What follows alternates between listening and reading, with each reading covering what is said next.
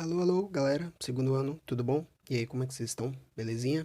Bom, dando continuidade então aos nossos assuntos da segunda unidade, nós vimos então o processo de independência, né, que começou a ocorrer na América muito em função da influência das ideias iluministas. Vimos nos Estados Unidos e aí depois América Central barra América do Sul, tranquilo? Bom, e o Brasil? O Brasil ficou independente de Portugal. Os brasileiros então passaram a governar a si mesmos.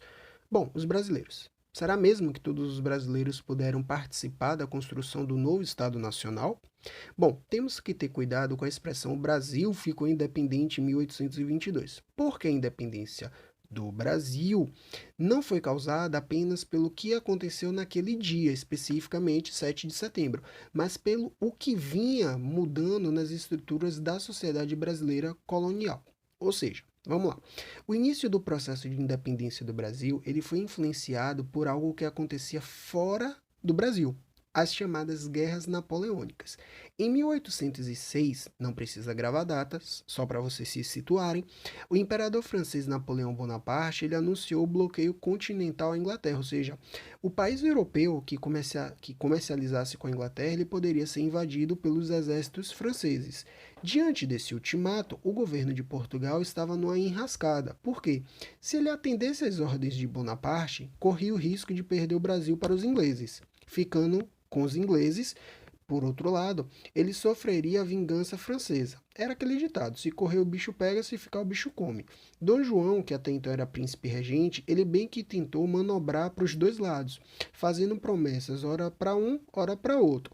Ele parecia endurecer com os ingleses ao fechar os portos, mas nos bastidores negociava com os ingleses. Bom, só que a invasão francesa já estava em curso. Os enviados do governo inglês em Lisboa, então eles propuseram um acordo Salvador. Eles escoltariam os navios portugueses com a família real e os nobres em segurança até o Brasil, mas Dom João teria que se comprometer a seguir as cláusulas de um pacto secreto que abriria os portos brasileiros. Atenção a esse detalhe, beleza? Bom, e aí você se pergunta, bom, e o povo em Portugal? Bom, o povo que enfrentasse os invasores por conta própria, a família real se picou. Chegando ao Brasil, Dom João então ele tratou logo de cumprir o prometido aos ingleses e ele decretou a abertura dos portos em 1808, aqui em Salvador.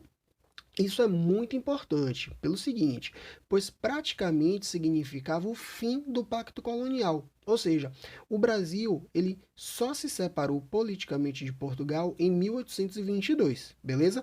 Mas a principal característica da colonização, ou seja, que era o monopólio, ele estava extinto desde 1808 com essa abertura dos portos. Sacaram? O Brasil, a partir dessa abertura dos portos, poderia negociar com qualquer nação entre aspas, né, com as nações amigas. Você já fez a conta aí, quem é a nação amiga? A Inglaterra, que ajudou a família real a fugir de Portugal. Bom, acontece que, quando as mercadorias inglesas, só para vocês entenderem esse acordo, quando elas chegavam no Brasil, elas tinham que pagar um imposto alfandegário de 15% sobre o seu valor. Ou seja, você importava uma coisa da Inglaterra e aí, como taxa, né, de importação, você pagava 15% a mais. Detalhe: outros países pagavam 24% e Portugal pagava 16%. Prestou atenção? Os ingleses pagavam menos impostos ainda do que os próprios portugueses. Haveria alguma dúvida sobre quem estava então começando a mandar aqui no Brasil? A Inglaterra. Outro ato de Dom João foi a anulação do Alvará de 1785, que havia proibido, por exemplo, a instalação de manufaturas na colônia, ou seja, aqui no Brasil, se você quisesse criar uma espécie de pequena fábrica de alguma coisa, você não podia, estava proibido, você tinha que comprar de Portugal. Acontece que, com o fim dessa proibição, né, a barreira do desenvolvimento da indústria, ela foi aberta ela foi a abertura dos portos e esse tratado de 1810, que permitiu que os produtos manufaturados ingleses entrassem facilmente no Brasil. Só que tem um detalhe, perceba o seguinte, você é brasileiro, tranquilo? Por exemplo, como você poderia abrir uma fábrica de chapéus se os ingleses, na frente de todo mundo na Revolução Industrial, lembre-se disso, eles tinham condições de vendê-los aqui com a melhor qualidade e mais barato. Ou seja, a indústria no Brasil praticamente não existia. Bom, assim que se instalou, o governo de Dom João ele precisou arrumar uma ocupação para os milhares de nobres que haviam chegado junto com o príncipe, beleza? Junto com ele. Por isso foram criados novos cargos na burocracia estatal e reservados para os nobres portugueses. É claro que nem todos os órgãos e cargos que Dom João criou, eles eram inúteis ou incompletos. Na verdade, ele centralizou a administração e transformou o Rio de Janeiro numa espécie de metrópole, ou seja, a capital saiu de Salvador e foi para o Rio de Janeiro. Todas as regiões do Brasil estavam ligadas pelo controle exercido pelo Rio de Janeiro. E aí, um detalhe, comparando com o assunto que nós vimos na última aula, ou seja, a independência das Américas, no caso da América Espanhola, vocês percebem a diferença? Quando o Brasil se tornou independente porque não se fragmentou em vários outros países, porque desde sempre o governo português, primeiramente, e depois o imperial com o Pedro, ele centralizou o poder no Rio de Janeiro. Então o Rio de Janeiro conseguia controlar todas as outras partes do império. Bom, temos que ver então também um detalhe. A presença da corte no Rio de Janeiro, né, com uma posição crítica. Por quê? Sem dúvida, a cidade cresceu, foi reformada e ficou mais parecida com a metrópole europeia. Mas aí um detalhe. Quem disse que o modelo europeu era a melhor ou a única maneira de se morar? E as mudanças promovidas na cidade, elas beneficiavam a todos? Por ordem de Dom João, por exemplo, foi fundada a Biblioteca Real, que era, no caso, hoje, a Biblioteca Nacional, aquela mesma que pegou fogo, gente. Pois é. Uma das maiores do mundo e ficava no centro do Rio de Janeiro. Outra coisa também foi a criação do Museu Nacional, do Jardim Botânico e a Escola de Medicina. Mas aí um detalhe. Os avanços, eles são inegáveis, ok? Tranquilo. Mas pensemos um pouco. Por que, além da biblioteca e museus, não se procurou alfabetizar a população? Daí dá para pensar na minoria privilegiada que frequentava esses lugares. Os médicos, por exemplo, eles iriam atender a todos os pobres? Ou seja, essas mudanças não atingiam todo mundo. Beleza? Bom, seguindo o barco então. Em 1815, Napoleão Bonaparte ele foi definitivamente derrotado e enviado como prisioneiro para a ilha de Santa Helena. Portanto, isso significava o quê? Já não existia motivo para Dom João ficar longe de Lisboa. Perceberam?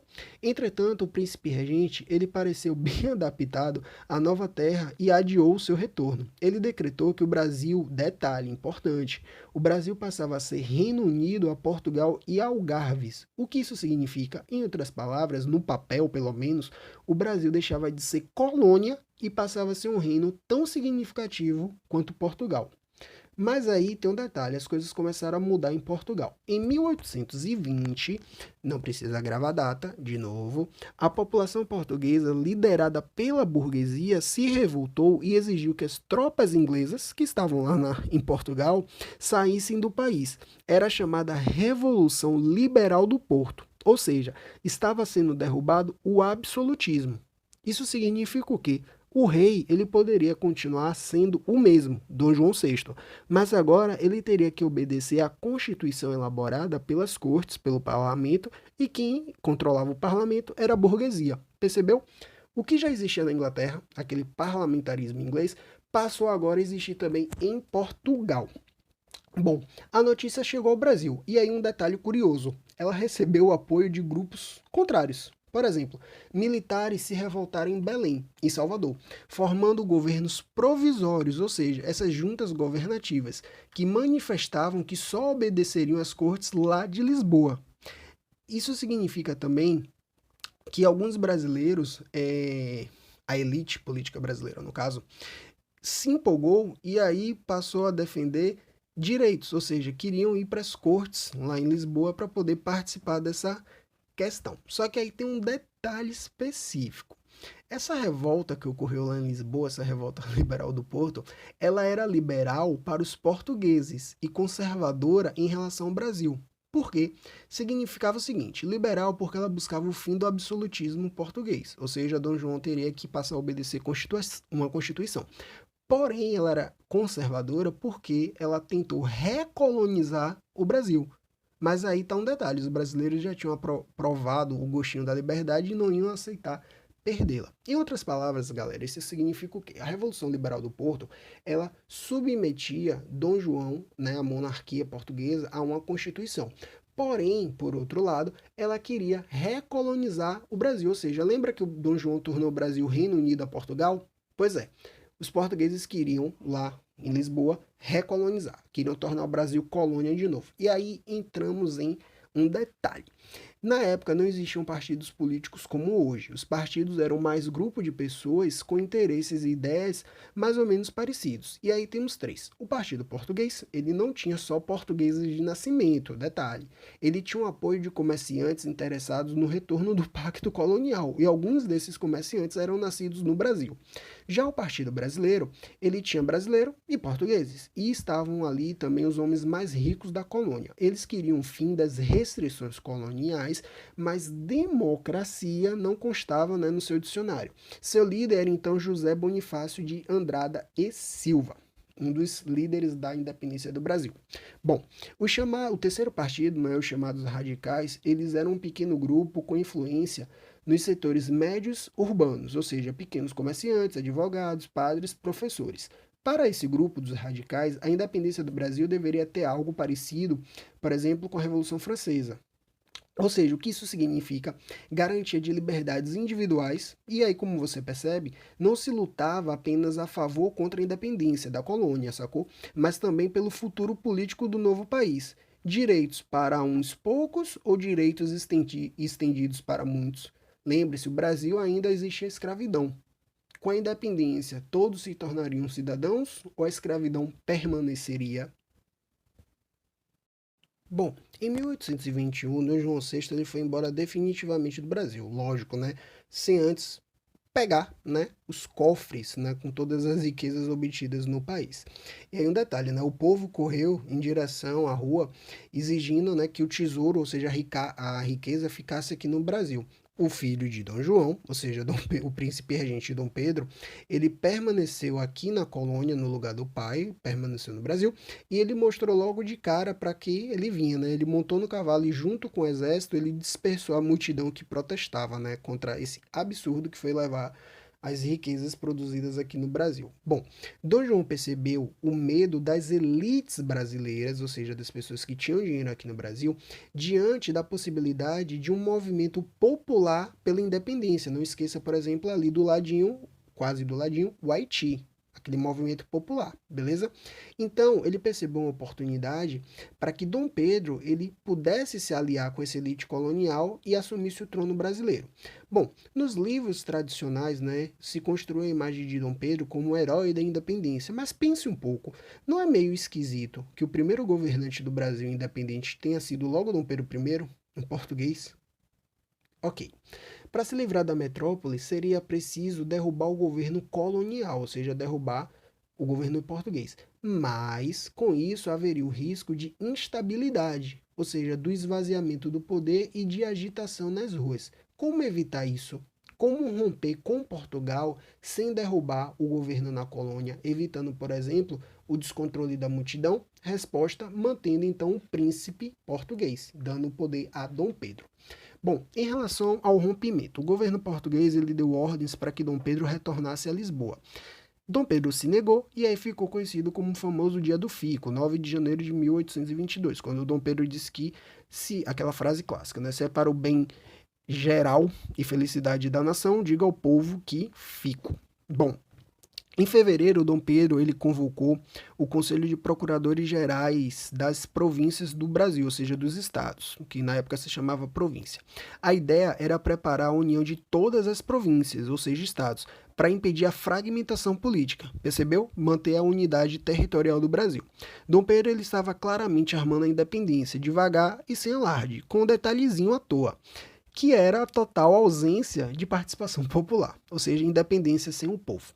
Em maio de 1822, decretou-se o cumpra-se, ou seja, os decretos das cortes portuguesas só valeriam se tivesse autorização de Dom Pedro. E aí qual é o detalhe?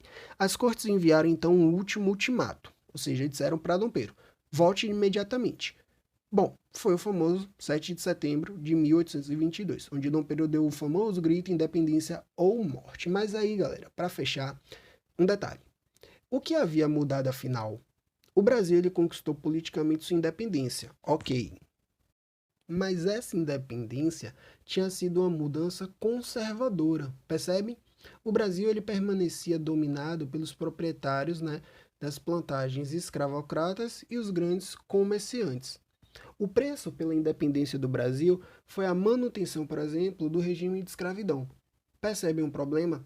O Brasil passava a condição de um país independente, mas com um grave problema a ser resolvido e que perdura até hoje, que é a questão da cidadania. A negação da cidadania, de direitos políticos, de direitos civis, a uma grande parte da sua população, que era formada até então por pessoas escravizadas. Ou seja, a independência do Brasil, ou o processo de independência do Brasil, ele foi comandado por um grupo pequeno, uma elite escravocrata, e custou muito caro na formação do nosso país, ou seja, na formação cidadã do nosso país. Beleza? Qualquer dúvida, só perguntar, mandar mensagem, façam os exercícios e até a próxima. Valeu, galera!